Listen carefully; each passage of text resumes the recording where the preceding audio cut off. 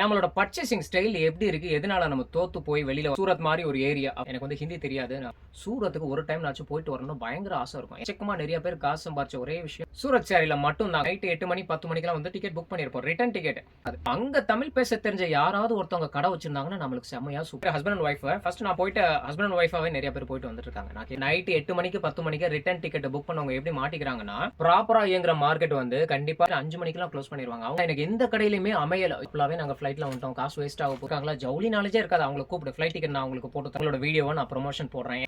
ஒரு வீடியோக்கு 8 லட்சம் ரூபாய். ஒரு மண்ணும் தெரியாது அவங்களுக்கு. இது அவங்களெல்லாம் ஏன் நீங்க நம்புறீங்க? ப்ரமோஷன் வீடியோ குடுங்க அப்படின்னு சொன்னாங்க. எங்க போய் வாங்குவேன்? எங்க நீங்க வாங்கலாம்? எங்க கண்டிப்பா வியூஸ் கம்மியா தான் போகும். அங்க போன உடனே என்ன பண்றாங்கன்னா, ஒரு கொட்டேஷன் மாரி குடுத்துறாங்களா, நீங்க எவ்வளவுக்கு பர்ச்சேஸ் பண்ண போறீங்க?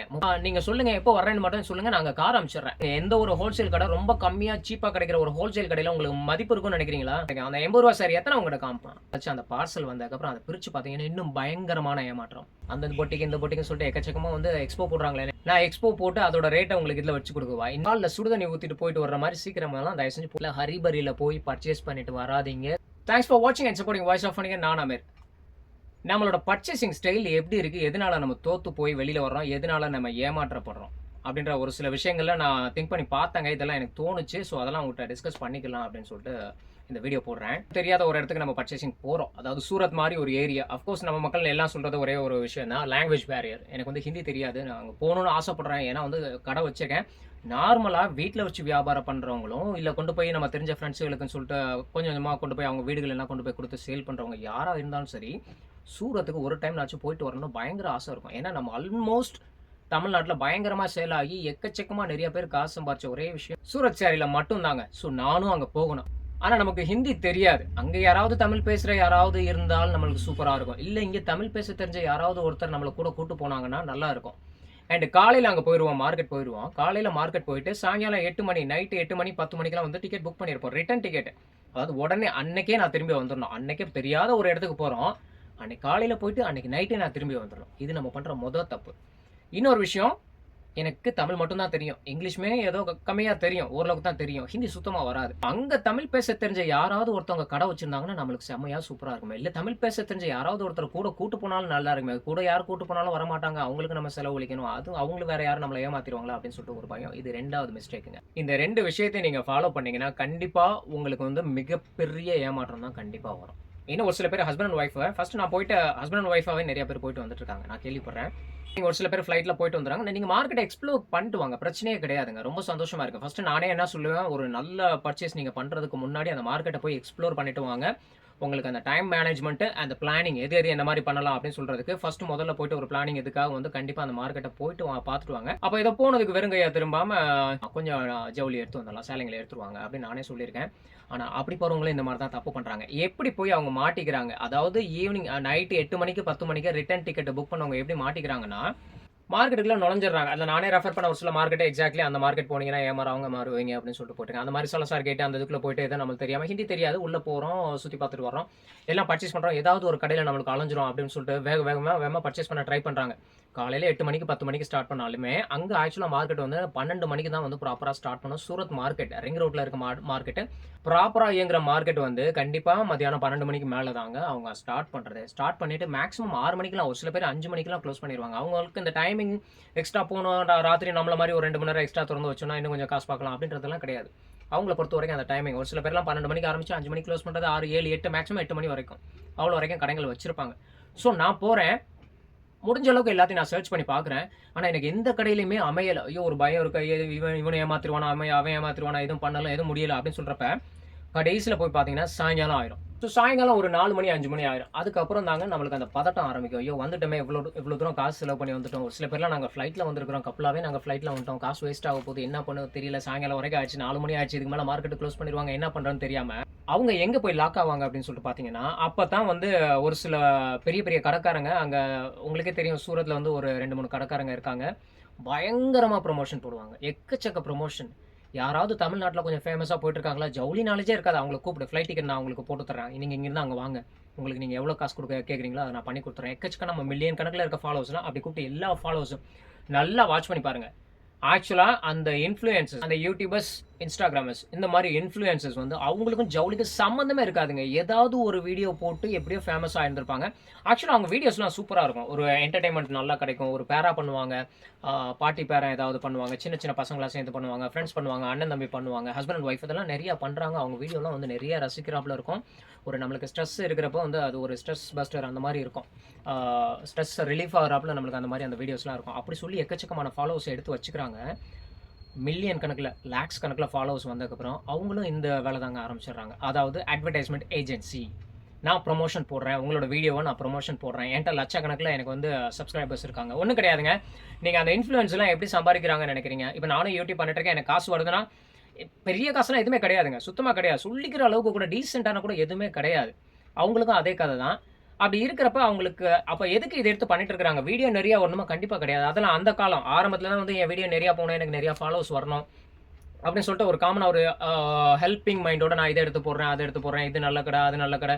சிறுசா இருக்க கடைங்கள கூட எடுத்து போட்டு அவங்கட்ட வந்து நல்லா இருக்கு அப்படின்னு சொல்லிட்டு அவங்கள பெரிய ஆளா வளர்த்து விட்டு, அதோட சேர்த்து இவங்களும் சேர்ந்து வளர்ந்துக்கிறதுக்காக ஃப்ரீயா வந்து ப்ரமோஷன் நெறைய போட்டாங்க. ஆனால் இன்னைக்கு இருக்க காலகட்டத்துல நல்லா நோட் பண்ணிக்கோங்க. இன்னைக்கு உங்களுக்கு 10,000 ஃபாலோவர்ஸ் இருக்காங்க. 10,000 சப்ஸ்கிரைபர்ஸ் இருக்காங்கன்னா, அவங்க ப்ரமோஷன் வீடியோ போட்டாங்கன்னா ரூ. 5,000 ரூ. 5,000 குறைஞ்சு யாரும் வீடியோ கிடையாது. நார்மலா அவங்களே வச்சு அவங்களே மொபைல்ல எடிட் பண்ணி அப்லோட் பண்ணி போட்டு விட்டுறாங்க ஒரு ஷூட்டுக்கு. இதே வந்து நீங்க வந்து ஒரு 20,000க்கு மேல போயிருச்சு. 20,000 இருந்து 50,000 இந்த ரேஞ்சுக்கு போச்சுன்னா, நீங்க ₹10,000 ஒரு வீடியோக்கு. இன்கேஸ் நீங்க லேக்ஸ் கணக்குல போயிடுச்சு. லேக்ஸ்ல எனக்கு இருக்கிறாங்க, ஃபாலோவர்ஸ் இருக்காங்க அப்படின்னு சொன்னால், அவங்க கோட் பண்றது வந்து கண்டிப்பா 20,000க்கு மேல தான். 20, 30,000 20, 30,000 லேக்ஸ்ல இன்னும் ஒரு 2, 3 லேக்ஸ் அந்த மாரி போறதெல்லாம் 50,000 வரைக்கும் கண்டிப்பா சார்ஜ் பண்றாங்க. அண்ட் இன்னொரு ஆளுங்க யாருன்னு கேட்டீங்கன்னா, மில்லியன் கணக்குல ஃபாலோவர்ஸ் இருக்கும். அவங்கலாம் ஆரம்ப காலகட்டத்தில இப்படித்தான் ஒரு சில வீடியோங்கள ஒரு சில பேர் இல்லாதவங்கள எடுத்து போட்டு, காமனா எடுத்து போட்டு, அவங்களையும் ஃபேமஸ் ஆக்கி விட்டு, இவங்களும் ஃபேமஸ் ஆனவங்க. அப்ப நல்ல மனுஷங்களா தான் இருந்தாங்க. ஆனா, இன்னைக்கு மில்லியன் கணக்குல வச்சிருக்கிற நெறைய வ்ளாகர்ஸ் எல்லாமே, அதுலயும் எஸ்பெஷலி அந்த ஃபுட் வ்ளாகர்ஸ். அவங்கலாம் வந்துங்க நம்ப மாட்டீங்க. ரூ. 8,00,000 ஒரு வீடியோக்கு ரூ. 8,00,000. நீங்க போயிட்டு ஒரு ஷூட் முடிச்சுட்டு வந்துட்டீங்கன்னா, அந்த கடைக்காரங்கிட்ட இருந்து ரூ. 8,00,000 சார்ஜ் பண்றாங்க. ஸோ, இந்த இப்படி ரூ. 8,00,000 சார்ஜ் பண்ற ஒரு மனுஷன், நேர்மையா வீடியோ போடுவாங்களா? இல்ல அந்த ரூ. 8,00,000க்காக வீடியோ போடுவாங்களா? ஸோ, இப்படி இருக்கிற அந்த வ்ளாகர்ஸ புடிச்சு, நெறைய ஃபாலோவர்ஸ் வச்சிருக்கிற அந்த இன்ஃப்ளூயன்ஸ புடிச்சு, அவங்கள தேடி கண்டுபிடிக்கிறதுக்குலாம் இல்ல. வீடியோ சர்ச் பண்ணா அது அவங்களுக்கே அங்க போயிரும். அவங்கள கூப்பிட்டு கால் பண்ணி பேசி, அவங்களுக்கு ஃப்ளைட் டிக்கெட் குடும்பத்தோட நீங்க வாங்க, ஹஸ்பண்ட் அண்ட் ஒய்ஃப் வாங்க. வந்து எங்க கடையில வந்து இதெல்லாம் இருக்குன்னு வந்து சொல்லுங்க அப்படின்னு சொல்லி எல்லாத்தையும் கூப்பிட்டு, அவங்களும் சும்மா இருக்கிறதில்ல. இங்கேருந்து போறப்ப நாங்க ஃப்ளைட்ல போறோம், நாங்க ஃபேமிலியோட போறோம், நான் சூரத் போறேன், நான் ஒரு கடைய பத்தி நான் கேள்விப்பட்டேன், சூப்பரான கடை. ஒரு மண்ணும் தெரியாது அவங்களுக்கு. இதுதான் எனக்கு வயித்தெரிச்சலா இருக்கு.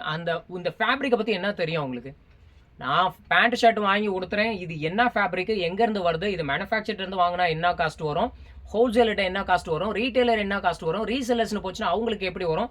இந்த ஃபேப்ரிக் இதுல இருக்க பெயிண்டிங் என்ன மாரி ஒரு விஷயம்? எப்படி இத டை பண்றாங்க? எந்த ஊர்ல என்னென்ன மாரி கிடைக்கும்? என்ன ரேட்டுக்கு விக்கலாம்? கஸ்டமர்ட்ட எப்படி சேல் பண்ணலாம்? பிராக்டிகலா என்னென்ன பிரச்சனைகள் நம்மளுக்கு வருது? இதெல்லாம் தெரியுமாங்க? ஸோ அவங்களெல்லாம் ஏன் நீங்க நம்புறீங்க?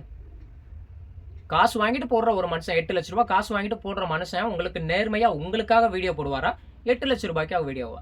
ஸோ இத புரிஞ்சுக்கோங்க. அதனால வந்து ஒரு ப்ரமோஷன் வீடியோ வந்துருச்சா, தயவு செஞ்சு அத மேக்ஸிமம் நம்பாதீங்க. அவங்களுக்கு இதுக்கு சம்மந்தமே இல்ல.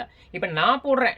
என்னோடது நான் ஓப்பனா சொல்லணும்னா, எனக்கு தேவையான அளவு சூப்பரா நான் சம்பாரிச்சுட்டேன். நெறைய சம்பாரிச்சேன்னா, உண்மையா சொன்னா கோடி கோடியாலாம் கிடையாது. என்னோட ரிட்டயர்மென்ட் லைஃப்ல நானும் என்னோட ஒய்ஃபும் ஓரளவுக்கு உட்கார்ந்தலாம். எங்களோட மெடிக்கல் எக்ஸ்பென்சஸ் அதுக்கு தேவையான அளவு சம்பாரிச்சு வச்சிருக்கோம். என்னோட குழந்தைங்களுக்கு ஃபியூச்சருக்கு தேவையானது. அவங்களுக்கு எஜுகேஷன் குடுக்குறதா இருக்கட்டும், இல்ல அவங்களுக்கு ஒரு பேசிக் அவ்வளோதான். ஒரு வீடு இருக்கு, வண்டி இருக்கு அவ்வளோதான். இது போதும். இது எனக்கு தேவையான சம்பாத்தியம். இத நான் சம்பாதிச்சுட்டேன். இப்போ வரைக்கும் நான் ப்ரமோஷன் போட்டது கிடையாது. இன்னைக்கு டேட்ல நேத்து கூட ஒருத்தர் எனக்கு அஹமதாபாத்லேருந்து கால் பண்ணி எனக்கு ப்ரமோஷன் வீடியோ குடுங்க அப்படின்னு சொன்னாங்க.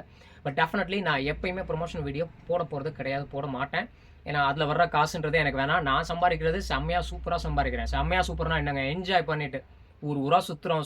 சுத்தலுக்கு சுத்தலும் ஆச்சு. இந்தியால எல்லா இடமும் போய் சுத்துறோம். சூப்பரா பார்க்குறோம். ஸோ அந்த சுத்தலும் ஆயிப்போச்சு. எனக்கு பிடிச்ச பிசினஸ்ன்ற ஒரு ஃபீல்டையும் நான் சூஸ் பண்ணி செம்மையா போயிட்டு இருக்கிறேன். ஸோ நாங்க குடுக்குறது இப்ப நானும் என்ன மாரி ஒரு சில பேர் இருக்கலாம். நான் இன்னும் பார்க்கல யாரும். பட் அந்த மாரி இருந்தாங்கன்னா, எங்களுக்கு இந்த ப்ராடக்ட் நாலேட்ஜ் தெரியும். இப்ப நான் ஒரு வீடியோ போடுறேன்னா, இந்த சாரி உங்களுக்கே தெரியும். என்னோட பழைய வீடியோஸ் எல்லாம் போய் செக் பண்ணி பார்த்தீங்கன்னா, இந்த சாரி வாங்குனேன்னா நான் எங்க போய் வாங்குவேன்? எங்க நீங்க வாங்கலாம்? எங்க சீப்பா வாங்கலாம்? எப்படி ஏமாத்துவாங்க? இது நம்ம ஏரியாவுக்கு போகுமா? இதெல்லாம் பெரிய கடையில மட்டும் விக்கிற சாரீஸ். நம்ம கடைக்கு போகாது. நம்ம கடைக்கு இந்த ரேஞ்ச் தான் வரும். இது எங்க போய் பர்ச்சேஸ் பண்ணலாம்? யாரும் நம்மள ஏமாத்த மாட்டாங்க. அங்கருந்து பார்சல நம்ம எப்படி இங்க ரிசீவ் பண்றது? அந்த பார்சல் ஏதாவது பிரச்சனை வந்துச்சுன்னா, அத நம்ம எப்படி ஹேண்டில் பண்ணணும்? ஸ்டாக் டம்ப் ஆயிடுச்சுன்னா, அது என்ன பண்ணலாம்? இதெல்லாம் எக்ஸ்பீரியன்ஸ் பண்ணி ஒவ்வொரு விஷயமும் அனுபவிச்சு, அதுலருந்து தான் நான் அந்த வீடியோஸ்லாம் எடுத்து போடுறேன். என்ன மாரி சொல்ற ஆளுங்க, இந்த மாரி இருக்க வீடியோஸ் கண்டிப்பா வியூஸ் கம்மியா தான் போகும். ஏன்னா வந்து கவர்ச்சிகரமா எதுவுமே பண்ணல. ஆனா மக்கள் இத பார்த்து விழிப்புணர்வோட தெளிவா பிசினஸ் பண்றவங்களும் இருக்கிறாங்க. இந்த மாரி மக்கள் போடுற வீடியோஸ்லாம் நம்பிட்டு, ஓகேவா அவன் ஒருத்தன் வீடியோ போட்டான் செம்மையா இருந்துச்சு.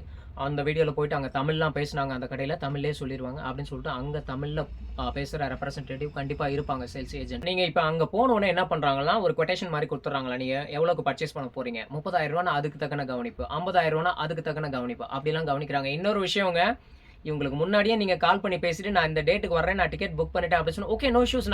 நீங்க சொல்லுங்க எப்போ வர்றேன்னு மட்டும் சொல்லுங்க. நாங்க கார் அனுப்பிச்சுடுறேன். கார் அனுப்பிச்சுட்டு அங்க வந்து நான் உங்கள பிக்கப் பண்ணிக்கிறோம். பிக்கப் பண்ணி நம்ம கடைக்கே கூட்டிட்டு வந்துடுறோம்னு சொல்லிட்டு அந்த டெக்னிக்குங்க. ஸோ அதிலேயே நம்ம மக்கள் கவுந்துடுறாங்க. போய் ஒருத்தன் கார எடுத்துட்டு வந்து உங்களுக்கு ஜென்யூனா பிசினஸ் பண்றவன் நல்லா தெரிஞ்சுக்கங்க. எந்த ஒரு ஹோல்சேல் கடை ரொம்ப கம்மியா சீப்பா கிடைக்கிற ஒரு ஹோல்சேல் கடையில உங்களுக்கு மதிப்பு இருக்கும்னு நினைக்கிறீங்களா? உங்களுக்கு மரியாதை குடுப்பாங்கன்னு நினைப்பீங்க. கிடையவே கிடையாது. வா இத எடு போ தள்ளி விடு. இதுதான் பண்ணுவாங்க. ஏன்னா நம்மளுக்கு நம்ம வேலை ஆகணும்னு சொல்லிட்டு சீப்பா குடுக்குறான்னு அங்க போய் கியூல நின்னு வாங்கிட்டு வருவான். ஸோ எவன் ஒருத்தன் ஏமாத்துறானோ அவன் தான் வந்து இந்த மாதிரி சொகுசுலாம் உங்களுக்கு கொடுப்பான். கார்ல வச்சு உங்களை கூட்டு வரதும் சரி, ஏசி ரூம்ல உங்களை உட்கார வைக்கிறதும் சரி, ஒரு சில பேருக்குலாம் ரூம் போட்டு தர்றது சரி. ஸோ இந்த காசுலாம் எங்க போய் கட்டுவாங்க? இதெல்லாம் ஏன் நம்ம யோசிக்க மாட்டேன்றோம்? தமிழ் மட்டும் பேசுறான் அப்படின்றதுக்காக அவன்கிட்ட போய் நம்பி அங்க போய் ஏமாந்துட்டு வர்றீங்களா? ஸோ தமிழ் பேசிடுறான் அப்படின்னு சொன்னோம்னா ரூ. 80 வந்து சாரி வச்சிருக்கேன், ரூ. 100 வந்து வச்சிருக்கேன்னு சொல்லுவான். நல்லா போயிட்டு வந்த மக்கள் இந்த வீடியோ பார்த்தீங்கன்னா அந்த கமெண்ட் பண்ணுங்க.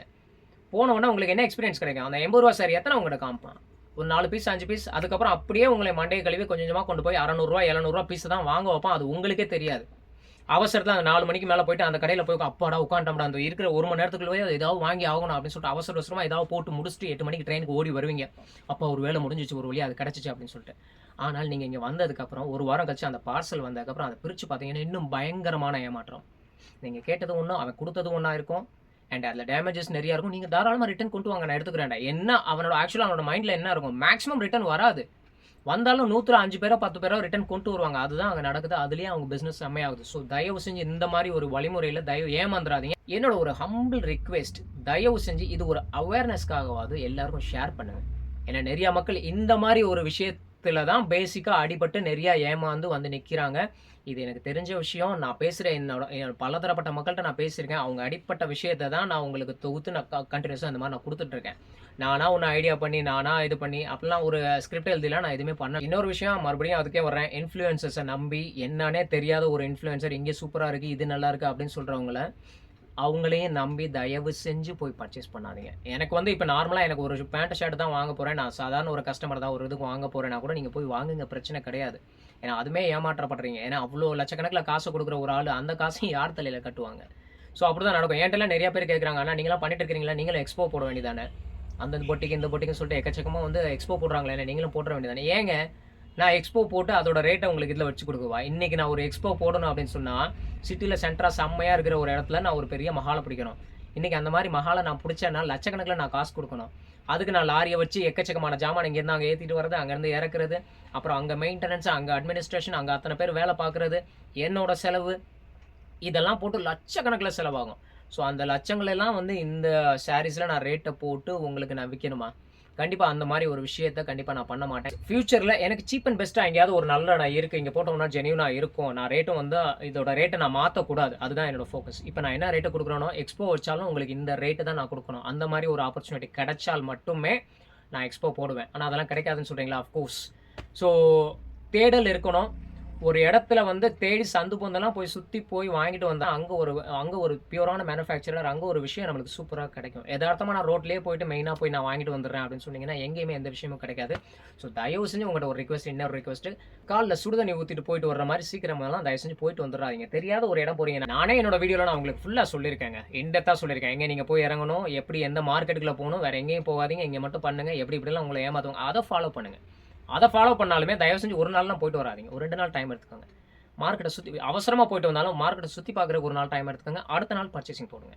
அப்படி போடுறப்ப இன்னும் ரிலாக்ஸ் ஆகும்.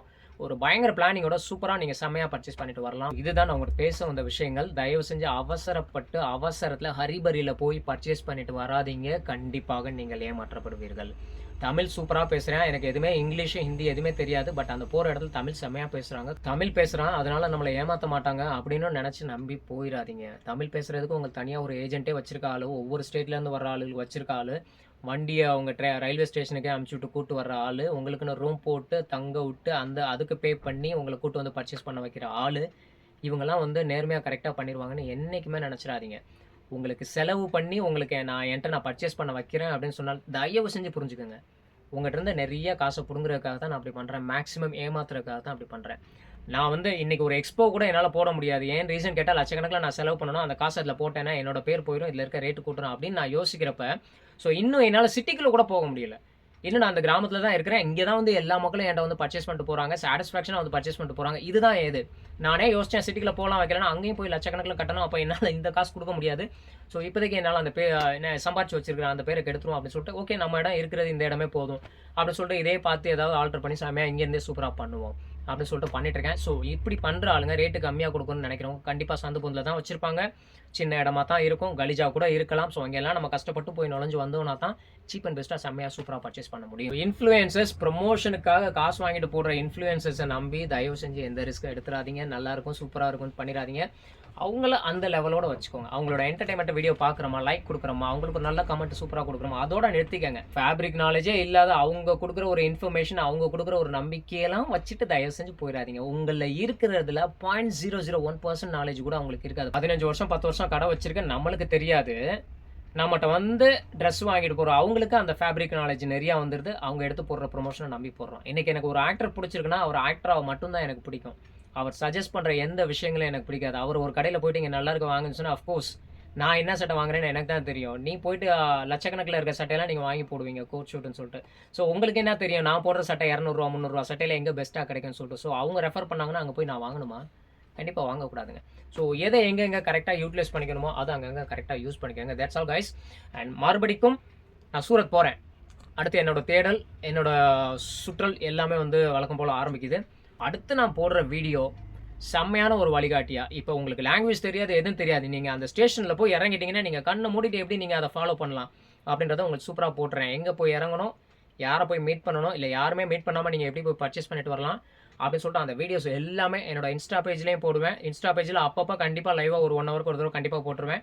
யூடியூப் வீடியோ நான் அங்கேருந்து வந்தவொடனே எடிட் பண்ணி நான் தான் போடணும். ஏன்னா எனக்கு எடிட் பண்ணுறதுக்கு ஆள் கிடையாது. எடிட் பண்ணால் 10,000 கூட 5,000 கூடன்னு கேட்குறாங்க. அதெல்லாம் இப்போதைக்கு அந்த வசதியெல்லாம் இப்போதைக்கு என்கிட்ட இல்லை. அந்த வீடியோ லேட் ஆகலாம். பட் இன்ஸ்டா பேஜ் ஃபாலோ பண்ணுங்கள். அதுவும் வாய்ஸ் ஆஃப் பண்ணிங்க தான்.